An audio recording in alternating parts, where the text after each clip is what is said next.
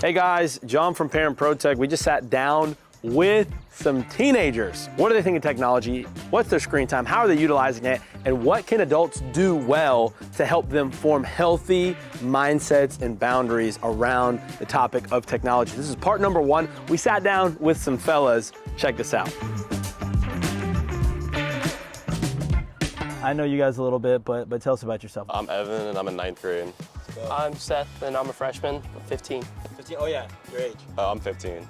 I'm Sam, I'm a junior, and I'm 17. I'm Grayson, I'm in 4th grade, and I'm 10. And I'm John, and my age is none of your business. I'm old enough to have 3 children, take that. But we wanted to do something special, which is actually just give the microphone to the actual people that we're talking about, which is Gen Z, Gen Alpha, teenagers, up-and-coming teenagers, and talking about social media, technology, something that can be really scary. Do you guys feel like it's like a scary topic for parents and teachers? Yeah.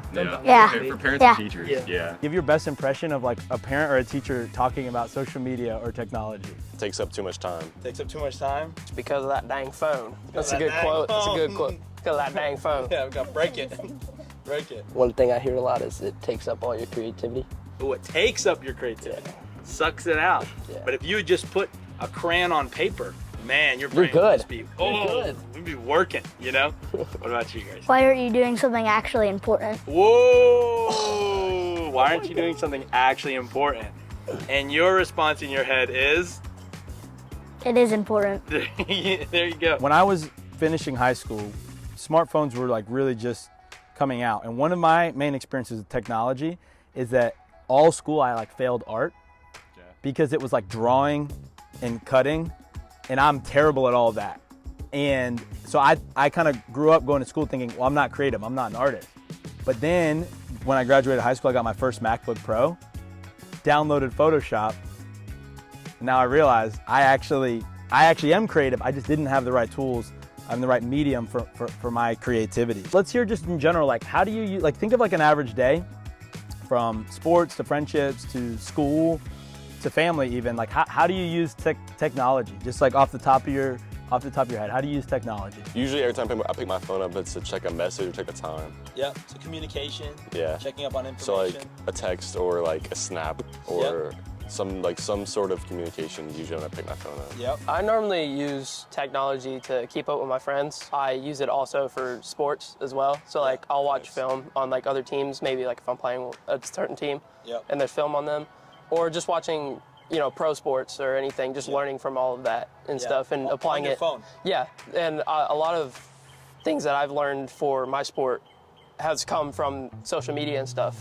So like I get a lot of my, you know, hitting tips from certain Instagram accounts. So that's kind of what I normally use. Navigation, Yes. Google Maps. True. Other than that, probably texting and networking on Instagram. Cool. So I'm a photographer, so I go to car shows a lot, and a lot of people put their Instagram on their car. So if I see a car, I'll hit them up on Instagram, Yeah. see if they want to do a photo shoot and stuff. So What do you use technology for? I use technology for communication and social media. Top 3 apps you can't live without. I only have 2. It's Snap and Apple Music. Snap and Apple Music.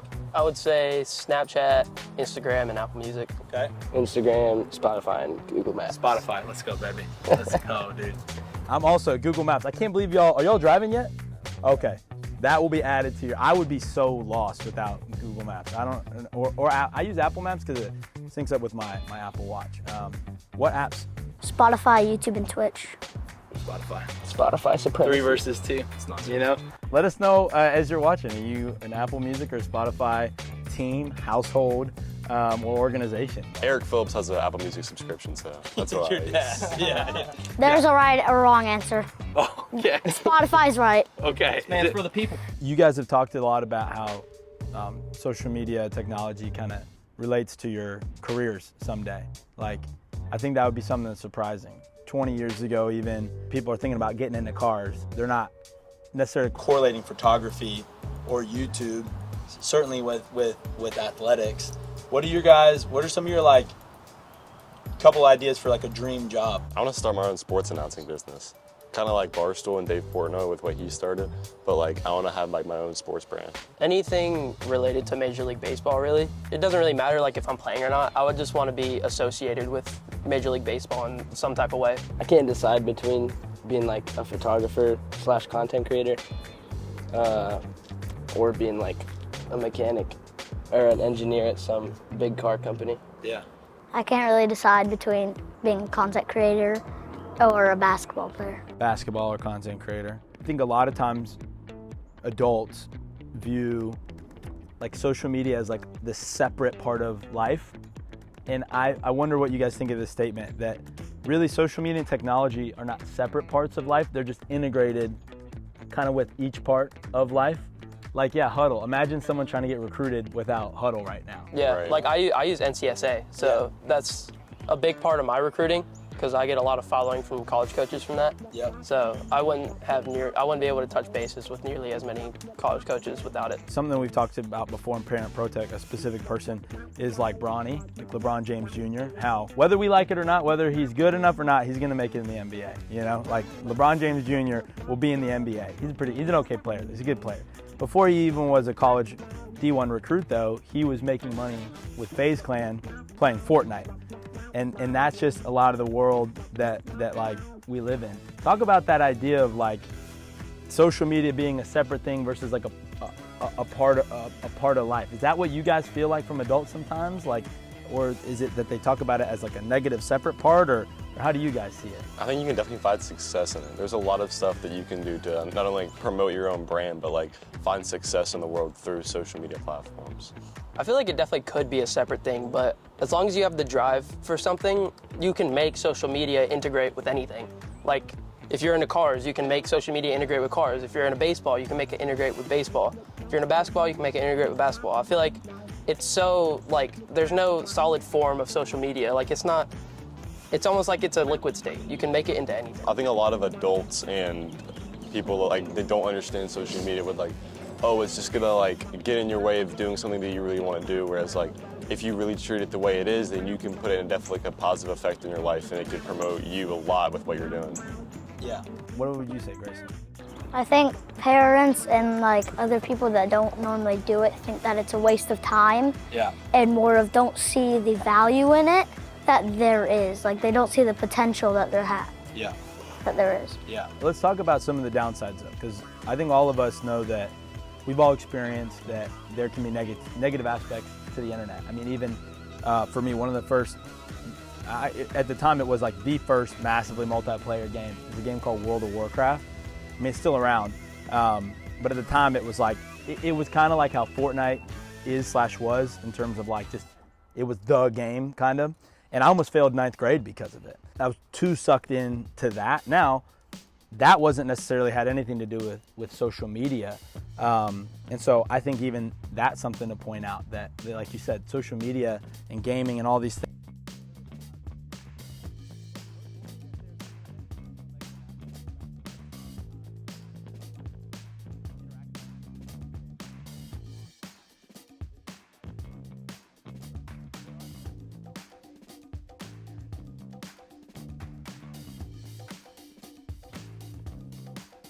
You really have to watch what you're looking at, and you really have to monitor, and you have to be self-aware on social media and technology, because it could really make or break you in a sense. Like, a lot of athletes have ruined their careers off of things that they've done or said on social media. True. So you have to really be mindful of what you say or do. That and like when I'm on like social media, I always think about, is this doing something positive for me? Yeah. Like, does this have a positive effect on me? And if it doesn't, you shouldn't be doing it. Yeah. And do you feel that, were you taught that, or is that how, or do you, and are you unique in that approach? Or are a lot of, is there a surprising more amount of kids that are actually like think that way about screen time and things of that nature? Depends on who you talk to. Yeah. Like, it depends on like what their values are. But like most of my friends, all my friends have the same mindset that I do. That like, if you're on social media, it's got to be in a positive way. And do you feel like they learned that at home or at school, or did they kind of just decide within themselves? It can be through anything. It can be through church. It can be through your parents. It can be through who your friends are. Yeah. But there's those three things that like you're surrounding yourself with basically like define not necessarily define, but like it shows how you use social media. Like if your parents like just gave you social media, like do whatever you want with it, eventually you're gonna use social media for a negative effect. Or if you're surrounding yourself with kids that are having a positive effect in your life, then why would you have a positive effect on social media? Yeah. I think as a whole, social media and just technology in general is like, it's kind of more of like a tool. Yeah. And it depends on, I think how you're brought up is definitely a big thing on how you use it, but it definitely depends on like, I don't think it's necessarily good or bad, but I think you can definitely like, depending on how you use it, it's like anything else in life. Like if you have good work ethic and good morals and you're like intentional about what you do, then if you're using social media, you're gonna be the same about that. It gets a little bit easier to get sucked in for like short form content, for example. It's easier to get sucked in and just scroll for hours. But I would say that as a whole, it's like, it's more about where you're at mentally and like your mindset about it and about life is like what you'll kind of do on social media. Yeah, it's great. I think you have to be mindful of what you press on and what you look at. Yeah. Like you can't just press on something because it looks cool. You have to look into it, you have to know about it before you should do it. And would you say, do you think it's a true statement, Grayson, that honestly not every company or social media content creator has like kids' best interests in mind? Maybe it's they're trying to make money or they're trying to get attention. Do you think that's a true statement? Yeah, very. And do you think it's different between different content creators? Is that something you look for where you're like, man, it kind of seems like these people are just a bad influence, even though I think they're funny? Or how do you choose what to press on and what not to press on? I don't just press on it, I actually look into who they are. And after doing that, I'll look at one video. If I realize that it's actually horrible, I'll just never even look at them again. Just be done. Well, you two mentioned Snapchat. Snapchat, since it came out, okay, you get to, you know, I'm the boomer right now, okay? Because truly, I've never felt cool with Snapchat. The whole idea, this is how, okay, so you guys get to change my mind, okay? To me, because, and this is a great example of how I think that adults a lot of times do mean well. We just might not have the right perspective. Or in the case of Snapchat, we might actually be right. So we're about to find out, a little social experiment. An app that's built on messages that disappear, meaning like secrets, sending things to people that you have, like, that will go away and no one will ever know. That just seems sketchy to me. It seems like if I used that, it would almost prompt me to do less productive things in the way that I talk to people. But convince me, why is Snapchat a good thing? 9 times out of 10 when I'm using Snapchat, it's just to talk with my close friends. Like most of the time I'm using Snapchat, it's just like goofy videos to him or like whatever. But like, I don't really like, other than that, I really don't like use Snapchat for any other meetings except like talk to like my close friends. So then again, generational things. I think these are also like, what I also want to model for our community, what we try to do at ProTech is model healthy back and forth too. It's not always that I think the adults are 100% right and the kids are 100% wrong or vice versa. I think both perspectives are needed. So I'm thinking, I'm like, well, why don't you just do that on iMessage? I think the same thing. I couldn't answer that question. Like, I think the same. I think eventually like kids just like stopped, like there was like a transition to where like it became more cool to send videos or stuff through Snapchat or text through Snapchat, where it's just text through iMessage. Like 9 times out of 10, if I'm texting on iMessage, it's to my parents. It's to my parents or like family members. Like if I'm texting my friends, it's like almost every time it's on Snapchat. It's a lot more convenient to send pictures and videos like directly to a Snapchat. And also you can use Snapchats as a conversation starter too. Like you can send a picture of something to somebody and they'll be like, and they'll mention something in it. Like if I send a picture of my dog, Or somebody would be like, oh, that's a cute dog. And that's a good conversation starter. Also streaks. One thing with like, is like if you're really close with a friend, then eventually like, it almost like forces you to like talk to them. If that makes sense. Because like once you build a streak, it's like something you don't want to like lose, even though like it doesn't matter if you lose it. But it's almost like a built-in thing that makes you want to communicate with your friends more. Which you can treat that in a negative or a positive way because it makes you communicate with the person. But like when I see like if I were to like be, it almost is like a thing that makes you talk to that person. I don't think Snapchat is needed. You can do the same thing on messages. There's no difference. I have no idea why people use Snapchat. I feel like it's just kind of one of those things that like, oh, it's a cool trend, so it just comes to mind that you want to do it. Like it just like makes you. It's calling you out, boy.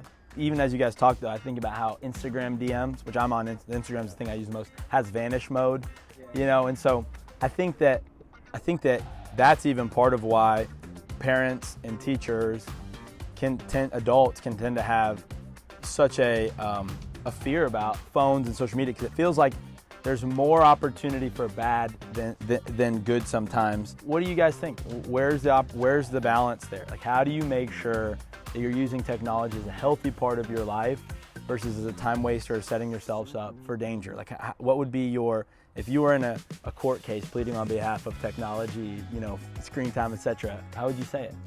Does it have a positive impact on you? Like, is what you're doing positive? Is what you're doing help you out in some sort of way? If it doesn't, you shouldn't be doing it. You're in control of most of it.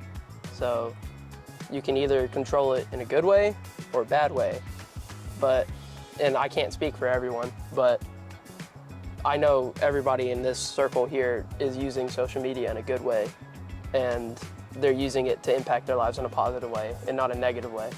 And there's a lot of things that we want to do in our life that it would be a lot harder to do without social media because we need to get our name out there into the world so then people can know who we are. For me, I want to play college baseball. I need to get my name out there so then college coaches can know who I am. So then, maybe a coach will see me on Instagram or on NCSA one day and is like, maybe this guy would fit in our program, and then he reaches out. Yeah. And so I would say we just have a lot more advantages than people did back then. Like back then it was almost just a game of chance, but now we have more control. So sometimes what you guys hear is like when people are saying spend less time on social media and your phones, does it kind of sound like you're saying you want me to jeopardize my future? If I was like, hey, get recruited without social media and a phone, would you feel like you're at a disadvantage? Yeah. Yeah, definitely. For sure. What about you guys? If someone were to say, hey, there's no way social media is healthy, the world would be better off without it, what would you say to that? In my case, I think it genuinely would be better off without it as a whole. Okay. Because I think we could figure out ways to do things that we do on it without it. But it's here, so we might as well make the best out of it. If I'm at a car show or something and I see someone's car and I like it, 9 times out of 10, the owner's not with his car. Yeah. So it's harder to network with him and maybe talk to him, maybe get something planned. But it is a lot easier when I can get their Instagram on their car and then hook them up afterwards. Yeah. I think I would probably state the reasons out to them. Okay. Why, it can be used in wrong ways and right ways. You could use it for trying to kidnap children or something, or you could use it for a positive way to try to get to a sports team. Yeah. Or to show yourself out. What I took away from this conversation again is that social media is a part of life. It's a tool, and really how healthy or unhealthy it is depends on how you use it, and that maybe some of the conversations bridging generational gaps and understandings would be helped, when we talk about it from that angle of saying this is a part of dream jobs that we have, careers, trying to be recruited, trying to be educated. Just want to thank you guys for your perspective. You guys Absolutely. are awesome. Thank you. Thank you, sir. That's kind of funny. The first thing I'm gonna do when I walk in there is probably go on my phone on social media. Yeah. Thanks, man. Yeah.